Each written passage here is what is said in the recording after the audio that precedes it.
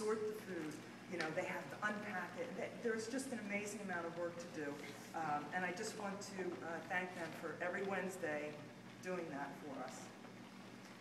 We have cooking teams between the two congregations. We have the cooking teams do everything from preparing the menus, coordinating who's going to cook, what we're going to cook, what food we have to use. It's a daunting job, I'm sure, and the people who do it, you know, they just need a lot of support from us, right? And I want to say a lot of thanks to them.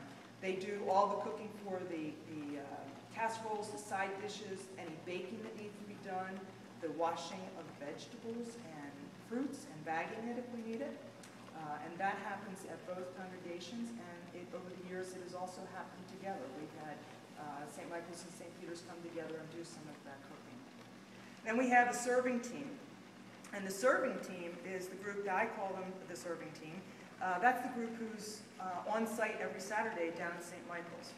So they're kind of responsible for the heating of the food, unpacking of the food that comes down for distribution, separating it, saying what we're giving to the community, what will be used for next week's meal. They clean, they're responsible for serving the food, they're there to talk to the guests and have a meal with the guests and get to know them. So that's kind of the serving team who are dedicated to that type of ministry. Then we have the SWAT team. I like the SWAT team. Yeah. The SWAT team is, we call it serving with agility and talents. And what that means is you will do anything we ask you to do, right? Everybody runs when they see us coming, right? But it's really a group of poor people that, whether we need shopping to supplement the food donations that we get, whether it's writing newsletter articles, calling the newspaper if we have something that we want to get out to the public, building shelves, scrubbing kitchens down when they get in bad shape, cleaning and organizing closets, you name it, and it's like that go-to group. So you're part, if you know who you are and you know who I'm talking about, and I refer to as my SWAT team. So, as I said, that there's a lot of people who make up and help run this ministry. But the two groups that we can't forget about is the entire congregation of St. Peter's and the entire congregation of St. Michael's. Their financial support, their in-kind giving, you name it, and both these congregations, I feel, and I've seen it from both sides, are very supportive of this ministry, and they take ownership of it. They love what they do. They love serving the community.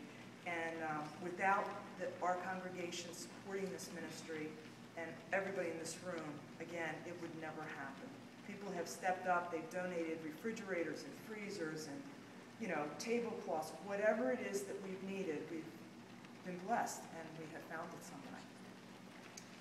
So, you know, again, I just want to thank everyone for what they've done. And the third thing that we want to talk about is how this ministry has grown. We started out, you know, we had this mission when we first got together, when Holy Hot Dogs started, and what we wanted to do is make sure that everyone was welcome. We didn't care if you were rich or poor, what neighborhood you came from, if you were in need of nourishment as far as food or spiritual nourishment.